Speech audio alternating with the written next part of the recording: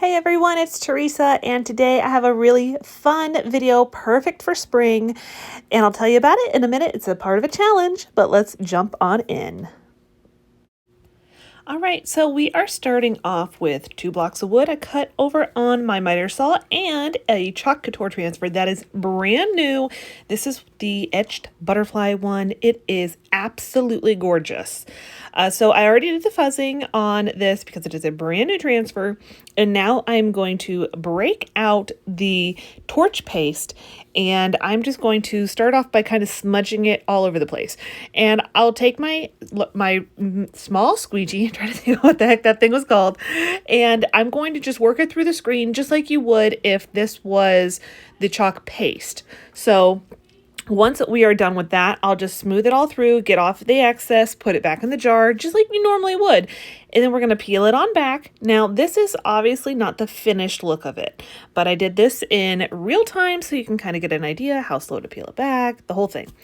Then I will layer it up. I actually do 2 different blocks. I'm just going to show you the one though. I put it on this other one and put down the backing sheet to kind of protect the part that's already down.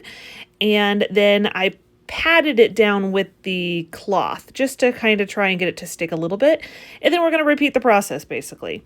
Put it on, peel it off, and time for the wood burning. I absolutely love this so much. So I've got just a regular, real, garage style heat gun, and I am just going to take it and slowly work it across all of those areas that have the burn paste applied. I am going to also kind of put it over the areas without the burn paste to try and get a kind of a similar coloring, because as you can tell right near all the writing and the lettering, that is got a little different of a color to the wood because it's starting to actually burn and char the wood a little bit. So I want to try to get that overall look through the whole thing. And I can kind of continue on doing this until it's all the way done. It does take a while. Make sure you have a window open because you will set off the smoke detectors. And I'm sure there's probably not, the fumes are probably not good for you. Now I've got a couple little spots that have some, bigger knots in the wood. So I'm taking some of my Star Bond adhesive, I'm filling it, and then I'm going to kind of smooth it around a little bit and add the accelerator spray. I'll keep doing that till I kind of get to the point where it feels smooth, like it's flat, is basically what I'm going with here. If it's not perfect, it doesn't matter. It's not a big deal. I just wanted to kind of get that sealed up a little bit. And then what I do is I am going to take a very fine sandpaper and I'm going to start sanding over all of the writing. Now, obviously it is smearing a little bit of the soot. I am perfectly fine with that though. I like the look of it. If you don't, that's okay. That's your thing, right? It's just, everybody's different. Anyways, I'm smoothing it down a little bit though, because I am going to actually do some chalk paste on top of this. You'll see it in just a second. And I wanted it to be super, super smooth. Once I am done with that first sanding, I'm going to go in and put down a coating of shellac. This stuff dries super fast, which is why I picked it. And I have had good experiences with sanding it as well. So that's what I'm going to do now. After it's 100% dry, I go in with sandpaper and sand it down, a very fine sandpaper, light sanding. You don't need too much. You're just trying to reduce some of the texture. And now I will take another part of that transfer with these beautiful little butterflies. They come in a few different sized butterflies on this transfer. It's absolutely gorgeous. I think that they already sold out of it. If they're not, I will have it linked for you below because it is gorgeous. So see, I just apply my black chalk paste and then I am just going to do a couple of different spots. If you are not going to take too long between using your transfer, you can just keep going. You don't have to clean it in between if you're going to let it, going to do it over and over again in quick succession. That's what we'll say. So I'm going to do it in a couple of different spots.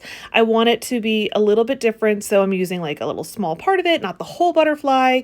And I actually do end up adding a bottom to this, and I'm just going to drill a pilot hole and then add my screws to kind of make sure it's nice and solid in there. I did do some wood glue on it first, and I've got it, as you can tell, I've got the clamp on there just to keep it from going anywhere. I'm just using the edge of the desk. It just seems to work best, at least in my opinion. That little bottom part that you'll see in a second, I did do a little bit of wood burning on it, but not like just with the heat gun, no paste, no torch gel, any of that. I just wanted to give it a kind of consistent look. I may add a hanger. I am not 100% sure yet. You guys will have to let me know what you think. Should I add it and make it to where it hangs, or should it be like a little shelf sitter? Here's how they turned out though. I am in love. I think that they are so gorgeous.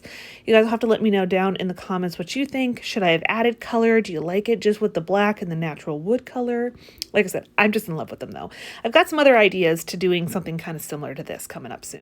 So this is all done on this What Month Is It collab, and our host is Tammy from Happiness Created.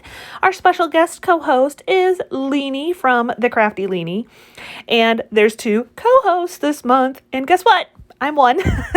And LaPersha from Creating It Myself. Check out the playlist listed below and you're gonna love it. Tons of inspiration for the month. I'm going to take one of these lime green mirrors. I do spray paint it and then I go over it with some chalk paint just to kind of tone down that, green.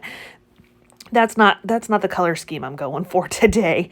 And now I've got a piece of paper. This is more of like a thick cardstock, and I've got some tissue paper that I've kind of cut out. I wanted it to be a little bit larger than the paper, and I'm going to take my mini heat press from Cricut, and you can do this with an iron as well. Just make sure you don't have the steam on, and I have it set to the lowest heat setting I can do, and a lot of times I will have it set on that and then I'll turn it off. Once it's gotten up to temperature, I turn it off. That way it doesn't have too much heat, because you really don't want it to be too much. And I'm folding down all of the edges of the paper and taping it down with just some painter's tape. And I like the painter's tape because it doesn't tear at it too much when I'm ready to take it off of the paper once I've printed on it. And you want to fold it down as much as you can because you don't want it getting stuck in your printer. I have just a standard inkjet printer, so I needed to tape it down so it doesn't catch on anything, tear anything. And here's how it turns out. These are all off of the Graphics Fairy. I will link them below for you if you want to check them out. They're all free to download, print, all that. Now I've chosen the one that I wanted. I kept with this. I'm trying to keep at least a little bit with some of the stuff from February.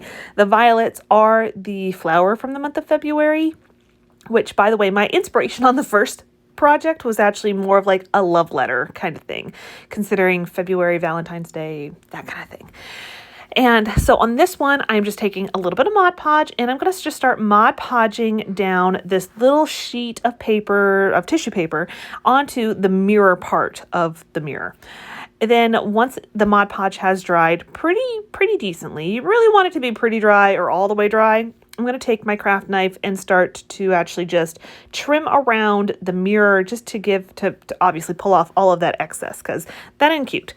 And it tears pretty easily, so just be careful when you're doing it. You don't want to rip up part of your image, and you can do this with just about any images. I think it'd be super sweet.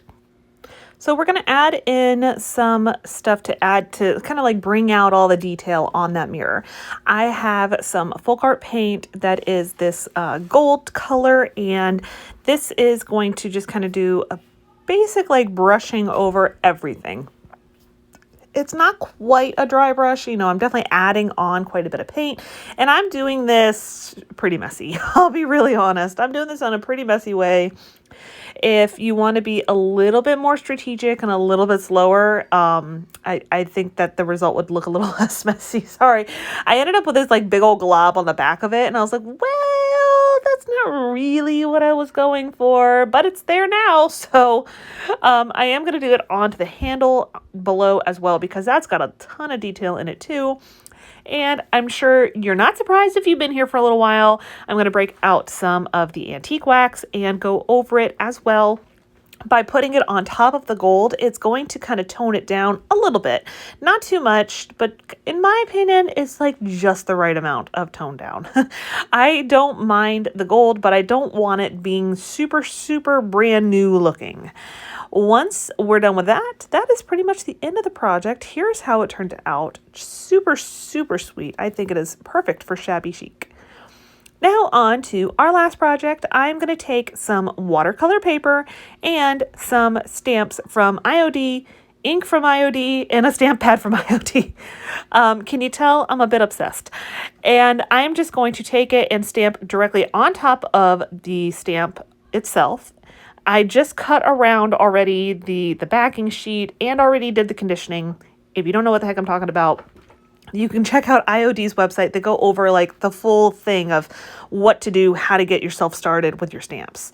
But then I'm going to just take it and go straight down and press down just a little bit to kind of start actually transferring the stamp image onto my watercolor paper. I was at first just going to do the one flower, and then I was like, you know what, I need to break it up a little bit. So I'm going to bring in a different one and do it at different levels, do different parts of it. If it ends up a little faded in a couple spots, that is just fine with me. I think it just makes it look super cute and pretty, and I am like obsessed with the watercolor paper and watercolor painting now since doing this project. I think it's super therapeutic.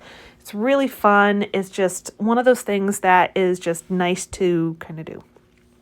I had a bunch of chalk paste kind of sitting out. I had tried to use it for some other project or part of the first project that you didn't end up seeing because I didn't end up using it. So I was like, you know what? I am going to use some of that on here, and it ends up working out very nicely. So if you do chalk paste stuff, just water it down really well and you can do it. It'll work just fine. I like the IOD ink for doing these kind of things because the water doesn't affect it, I guess is what I should say. So if you have some other kind of ink or other kind of stamps, you can do that just fine. Just make sure that the ink itself isn't going to be affected by the water, which obviously, if you have washable ink, that's probably not going to work for you. So I'm just taking this color right here, just so in case you're curious, is the colors Berry mixed with just a tiniest little bit of the black chalk paste. And what I do is I paint it on and then I kind of blot it a little bit because it's the berry one that I mixed. I should have put more water in it and then it would have been a little less thick. I think is probably the best way to say it. So just something to keep in mind if you wanted to try this out. So once I was done with all of my little flowers, I'm going to break into some green. First, I thought I was going to do this color, which is the color Sage, and instead I decided to go in to the color Eucalyptus. I like using this chalk paste because around the edges of the jars, it ends up being like super, super dry, and this is just a really nice way to use it. So I will officially not be throwing away any of my trays of chalk paste anymore. Not throwing away the tray, but cleaning them out and stuff. Now I'm going to probably end up with an entire pile of these little trays that have just a tiny little bit of paste on them so that I can use it for watercolor. That's probably all I needed in my life, is to have more stuff sitting around waiting for me to use it. Like now I have a bunch of the squeegees sitting on my desk as we speak because I used it for a project the other day, and I'm like, well, gee, if I wash it off, I'm not going to use it. However, I can add water to it and do some watercoloring. Oh gosh. So now I'll have a mess sitting around in my craft room pretty much forever. Not that that's shocking to any of you. I'm sure if you're crafters, you probably always have a mess sitting in the craft room. So I'm taking the eucalyptus and just kind of going over all of the leaves, all of the stems, and just kind of, like I said, just having fun with it. I think this is such a super fun, easy project. You can do it if you don't have the chalk paste. You can definitely get watercolor paint, steal it from kids' craft stash or pick some up. I just picked some up the other day actually from Amazon. I'll link it in my Amazon storefront if you want to check it out. I have used it. It is pretty nice. It works pretty much the same way like what I'm doing here with the chalk paste. And I think I am obsessed. I plan to do a lot more of this. So let me know down in the comments if you like seeing this, if it's fun to watch. If it's not fun to watch, that's okay. I'll do it and I just won't show it all to you. But I definitely love it. I hope you guys are having a really great day and that you enjoyed today's video. If you do, don't forget to give me a big thumbs up and subscribe if you are not already, and I will see you next time.